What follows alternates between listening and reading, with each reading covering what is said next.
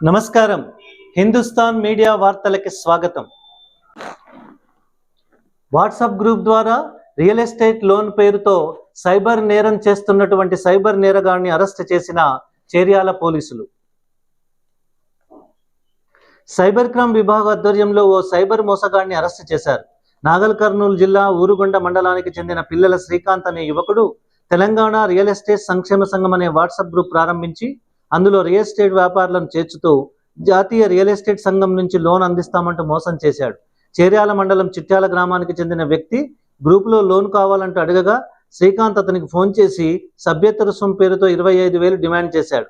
నమ్మిన బాధితుడు Google pay ద్వారా 2 విడతలుగా మొత్తం 25,000 పంపాడు. అనంతరం శ్రీకాంత్ ఫోన్ స్విచ్ ఆఫ్ చేయడంతో బాధితుడికి పోలీసులు ఫిర్యాదు చేశాడు.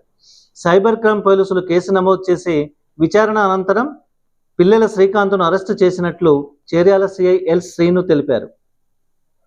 మీరు డిపాజిట్ చేసినట్లయితే ఎక్కువ మొత్తం లక్షల కొద్ది లోను మీకు ఎలాంటి ఇంట్రెస్ట్ లేకుండా షూరిటీ లేకుండా మీకు మంజూరు చేపిస్తామని మాయమాటలు చెప్పడం వల్ల చంద్రమౌళి అతని మాటలు నమ్మి అతి గుర్తు తెలియని వ్యక్తి చెప్పిన విధంగా 25,000ని దాంట్లో డిపాజిట్ చేయడం జరిగింది.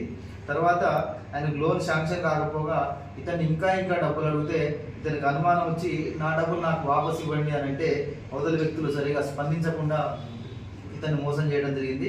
ఇతని మోసాన్ని గమనించినటువంటి చంద్రమౌళి నేను సైబర్ క్రైమ్కు గురైనానని అతను సైబర్ క్రైమ్ పోర్టల్ 1930కు డయల్ చేసి దాంట్లో ఇతనికి సంబంధించిన సమాచారం అంతా చేయగా దాని ద్వారా అట్టి ఫిర్యాదు మేరకు చేర్యాల పోలీస్ స్టేషన్లో గత సంవత్సరం సెప్టెంబర్లో సైబర్ క్రైమ్ నమోదు చేసి ఈ సాంకేతిక పరిజ్ఞానం ద్వారా మొత్తం ఉపయోగించి కేసును పరిశోధన చేసి అట్టి నేరస్తుని అతను పిల్లల శ్రీకాంత్ అని గండిగారిపల్లి ఊరుకొండ మండలం నాగర్ కర్నూలు జిల్లాకు చెందిన వ్యక్తిగా అతన్ని గుర్తించి అతని గురించి అప్పటి నుంచి సాంకేతిక పరిజ్ఞానం ద్వారా అతన్ని సెట్ చేసి ఈరోజు అతన్ని అదుపులో తీసుకోవడం జరిగింది.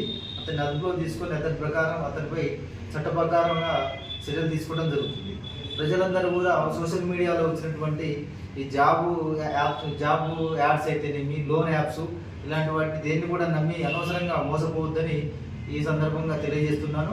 ఎవరైనా అట్లా మోసానికి గురి చేయడానికి ప్రయత్నం చేసినట్లయితే వెంటనే సైబర్ క్రైమ్ పోర్టల్ 1930 కాల్ చేసి వెంటనే సమాచారం ఇచ్చినట్లయితే అతని వారిపై సరైనటువంటి చట్ట ప్రకారం చర్యలు తీసుకోబడతాయి.